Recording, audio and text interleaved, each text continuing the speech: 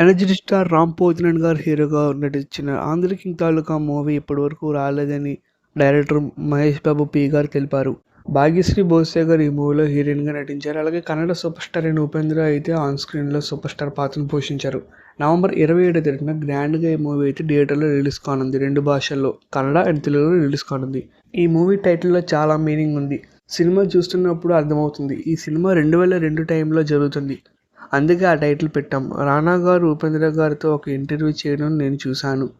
అందులో ఉపేంద్ర గారు నేను బయట కంటే సినిమాలోనే రియల్ మనిషి అని చెప్పారు. ఆ మాట నాకు చాలా నచ్చింది. అందుకే ఈ సినిమాలో ఆంధ్ర కింగ్ పాత్ర కోసం ఉపేంద్ర గారిని తీసుకున్నాను. సౌత్ ఇండియాలో హీరోస్లో మన జీవితంలో ఒక అంతర్భాగంగా చూస్తాం. అందులో నాకు చాలా ఎమోషన్స్ కనిపించాయి. అలా ఆ ఇద్దరు రిలేషన్షిప్లో కథ చెప్పొచ్చని నాకు అనిపించిందని మహేష్ బాబు గారు తెలిపారు. ఈ సినిమా కథకు రామ్ చాలా ఎగ్జాక్ట్గా సూట్ అయ్యారు. రామ్ ఫస్ట్ సింగిల్లోని కథను ఓకే చేశారు. వెంటనే మైత్రి మూవీ మేకర్స్ ఆఫీస్ నుంచి కాల్ వచ్చింది. నేను రాసుకున్న పాత్రకి గొప్ప ఎనర్జీ కావాలి. ఒక ఫ్యాన్ ఎలా బిహేవ్ చేస్తాడో, ఎంత మాస్గా ఉంటాడో అలాంటి క్యారెక్టర్ కావాలి. అలాంటి యాక్టర్ నాకు కావాలి. అయితే రామ్ గారు దానికి పర్ఫెక్ట్గా సూట్ అవుతారని నేను తీసుకున్నాను. ఇలాంటి కథ ఇప్పటి వరకు రాలేదని, అందుకే సినిమాపై మంచి నమ్మకం పెరిగిందని, ఖచ్చితంగా అందరికీ నచ్చుతుందని మహేష్ బాబు గారు తెలిపారు.